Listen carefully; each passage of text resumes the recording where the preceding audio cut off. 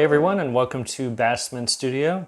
I'm Charles Bassman, and this is going to be a second part of the last video in which I paint and draw in a garden in New York. So I'm continuing to draw in the Elizabeth Street Garden. It's a beautiful place here in the village. So sit back and relax, enjoy. Thanks for tuning in, and let's begin this lesson from Bassman Studio.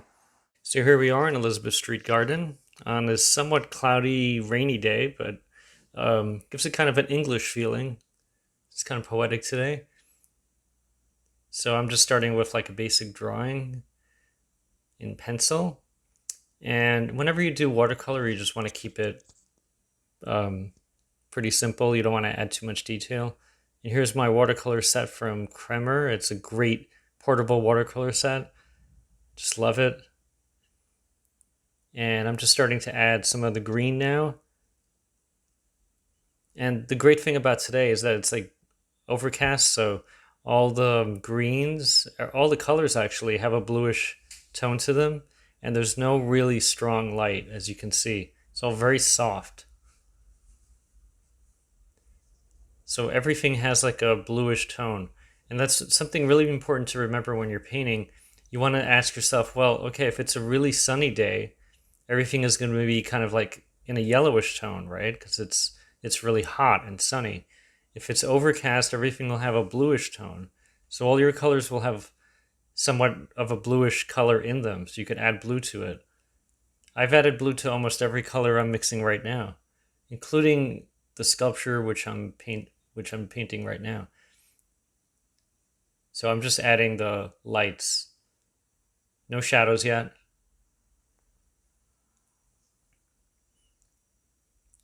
And I noticed that some parts of the sculpture have more blue than other parts of the sculpture. It's kind of interesting. But I'm just going all around. And the great thing about having a watercolor journal like this is that it's informal and it's kind of like a visual diary, so you could kind of like go a little bit. I find it more of a way of practicing. I take it seriously like anything else, but I take it more like as a sketching, as a note-taking exercise. And I'm adding some of the red in the background, which, since red is complementary to green, it's going to push everything else forward, all the green in front of it. So I even added blue to that red to give it a coolish tone. It's a beautiful red. And you can see, watercolor, you just have to know how much water to add. Like, you don't want to add too much, but just enough. And this beautiful, like, greenish yellow that I'm adding in the foreground. And you can see I'm almost finished putting in everything. And now I'm just putting in the middle tone. Not the really dark darks, but just the main big shadows. Just like I do when I'm oil painting. And just mixing up some shadow color. And I added black and a little bit of yellow.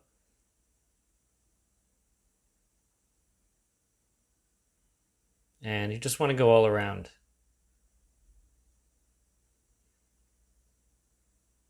And I'm just putting in all the big main shadows.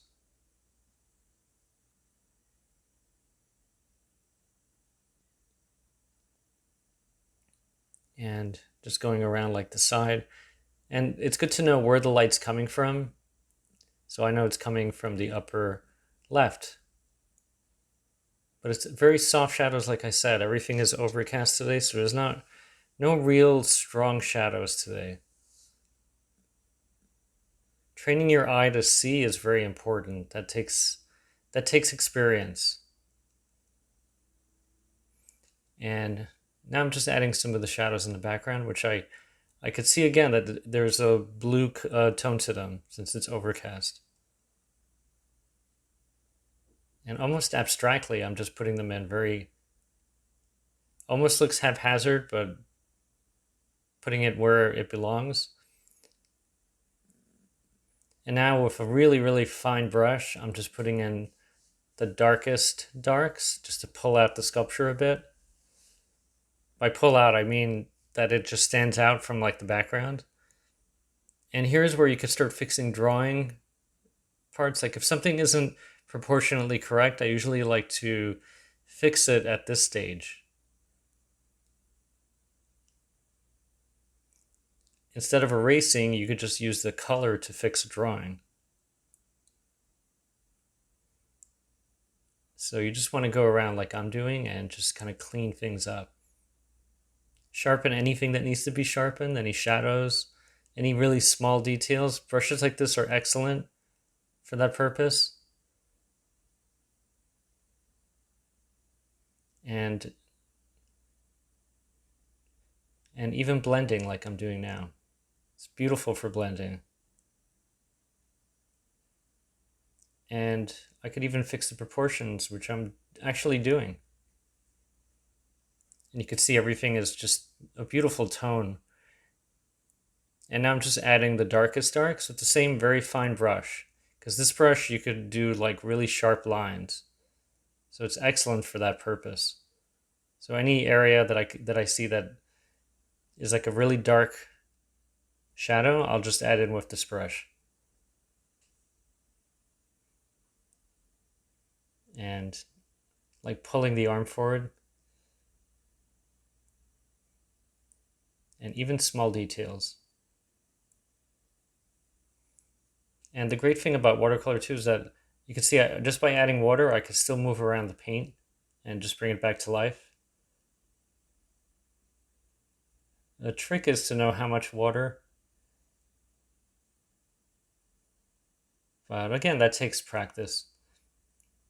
And here I could actually work on the background to help the foreground. Because in painting, everything is related to everything else. So foreground and background work together. It's a harmony. So the background is going to help the foreground. And I just go around and I kind of just fill in whatever I need to fill in, basically. But I generally leave these drawings pretty sketchy. And here's the finished drawing from Elizabeth Street Garden, the second one in a series on a cloudy day. So I hope you enjoyed that video from Bassman Studio. Remember, if you have any comments or questions, please leave them in the comments section. And any ideas you have for new videos that you'd like to see, please let me know as well. Also, if you haven't subscribed, please subscribe. If you have, thank you very much. So with that in mind, stay tuned for the new video, which is coming up very soon from Bassman Studio. And I just want to tell everyone to have an amazing day. Be creative, go out and create great art. Don't let fear stop you. And I'll see you next time at Bassman Studio. Thanks, everyone.